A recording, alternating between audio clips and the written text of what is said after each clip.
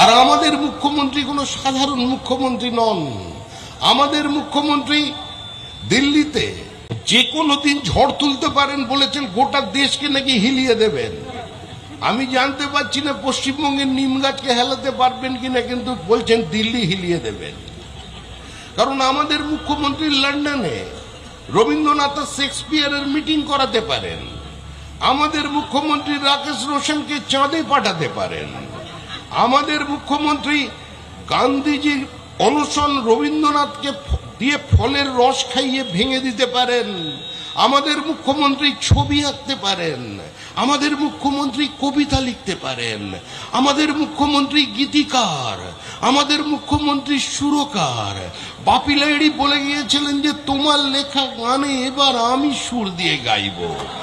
আজকে সুতরাং সে সাধারণ মুখ্যমন্ত্রী নন, ইনি অসাধারণ। নরেন্দ্র মোদীকে দেখলেই যেন কিরম একটা হয়, কুছ কুছ হতা হ্যায়। উনি সঙ্গে সঙ্গে বলে ওঠেন যে হাম কিসি সে কম নেই। বললেন আমি মানবো না। কি মানবেন না? বলছেন আমি সার মানবো না। কেন মানবেন না? অবশ্য মমতা বন্দ্যোপাধ্যায়ের মতো আমাদের হৃদয়টা অতটা বড় নয়, তার জন্য আমরা ক্ষমা প্রার্থী। আমাদের মুখ্যমন্ত্রী সিংহ হৃদয়, আমাদের মুখ্যমন্ত্রীর কবি মন। আমাদের মুখ্যমন্ত্রী বলছেন যারা মারা গেছে, লক্ষ লক্ষ মানুষ যারা মারা গেছে পশ্চিমবঙ্গে গত 10 বছরে, তারাও তো কারোর ভাই ছিল, তারাও তো কারোর প্রেমিক ছিল, তারাও তো কারোর বাবা ছিল। আজকে তারা কেন বাইরে থাকবে? তাদেরও ভোটার লিস্টে টেনে আনুন। এতদিন আমরা নাটক যাত্রা দেখেছিলাম, বাবা কেন চাকর না, বাবা হলো চাকর। এতদিন না যাত্রা চলতো ছেলে আসামি, বাবা আসামি, ছেলে জজ। তারপরে আমরা যাত্রা শুনলাম কি, যে মা কুমারী, মেয়ে চললো শ্বশুর বাড়ি।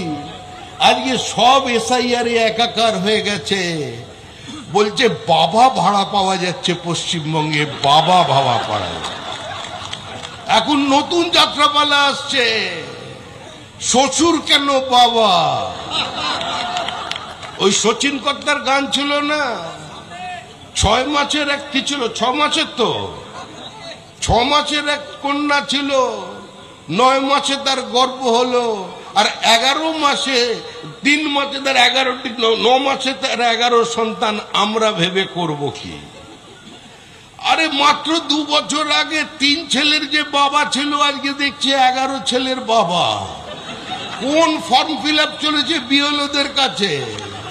এ চারিদিকে তামাশা তৈরি করে দিয়েছে এসআইআর এর নামে, কিন্তু তাও মুক্তি পাবে না।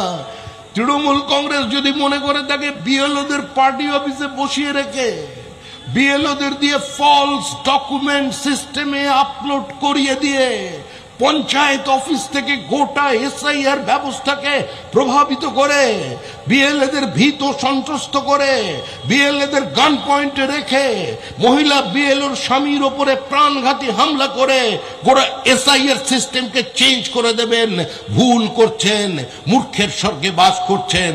যারা যাবার তারা যাবে, যারা যাবার তারা যাবে।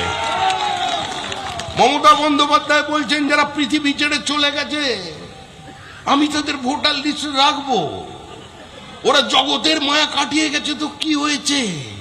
ভোটার লিস্টের মায়া কাটাতে পারেনি, কারণ সত্যি ওপরের মানুষদের একটা টান থাকে ভোটার লিস্টের প্রতি। আমার মা আর বাবা দুজনে চলে গেছেন 18 দিনের ব্যবধানে এই কোভিডের সেকেন্ড ফেজে। আমি বিধাননগরের অধিবাসী ভোট দিতে গিয়েছিলাম সকাল 9টায়। সকাল 9টায় ভোট দিয়ে যখন আমি 6 নম্বর মুরুলিদের পার্টি অফিসে ছিলাম সারাদিন, সেদিন হঠাৎ শুনতে পেলাম যে আমার বাবাও এসেছিল, মাও এসেছিল, হাতে হাত ধরে এসেছিল, বিকেল 4টের সময় ভোট দিয়ে চলে গেছে। আমাদের যিনি শিক্ষামন্ত্রী আছেন, ওই একটু আগে অগ্নিমিত্রা বলছিল এসএসসি দিয়ে যে পুরো গুলিয়ে দেবার চেষ্টা করছে, ওরও বাবা আছেন। ওনার বাবা 2008 সালে গত হয়েছেন। আমি জানি না প্রাপ্তর সেই সৌভাগ্য হয়েছে কিনা বাবার সঙ্গে দেখা করার। এতগুলো দমদমের ভোটে হয়তো মাঝে মধ্যে এসে পড়েছে। আবার কিছু মানুষ বলছেন বিজেপিকে দেখা যাচ্ছে না, আমরা তো তৃণমূলকেই দেখতে পাচ্ছি।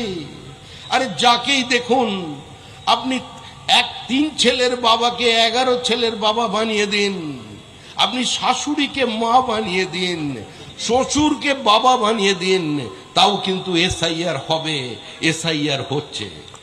মুখ্যমন্ত্রী বলেছিলেন আমি ওয়াকফ হতে দেব না, পশ্চিমবঙ্গে কোনো মূল্যে ওয়াকফ আইনকে কার্যকর করতে দেব না। গতকাল কার্যকর করে নিয়েছেন, মেনে নিয়েছেন, বলছেন সিস্টেমে আপলোড করে দাও। মুখ্যমন্ত্রী মানবেন, কিন্তু তার আগে মুখ্যমন্ত্রী একটি ছোটাছুটি করেন।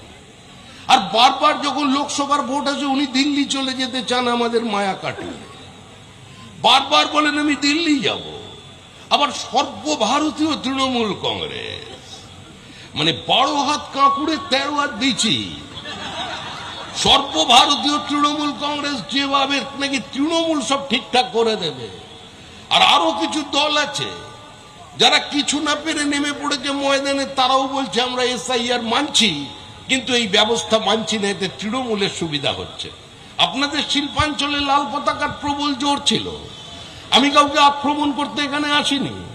আমার একটাই বক্তব্য সমস্ত বামপন্থী কর্মীদের কাছে, যারা এখনো রাতের অন্ধকারে জন রিডের দুনিয়া কাঁপানো 10 দিন বুকে চেপে ধরে বিপ্লব আসার অপেক্ষায় শিহরিত হচ্ছেন, যারা এখনো বলশেভিক রেভলিউশনের কথা ভুলে যেতে পারেননি, যারা এখনো জারিদের অত্যাচারের কথা বিভিন্ন কর্মী বৈঠকে আজকে নিজেদের কর্মীদের বলেন, আমরা বলছি মতাদর্শের কোনো মৃত্যু নেই। আরো ভালো ভালো খবর দেখতে সাবস্ক্রাইব করুন বাংলা হান্টের ইউটিউব চ্যানেল। বাংলা হান্টের আরো খবর দেখতে নজর রাখুন। বাংলা খবর মানেই বাংলা হান্ট।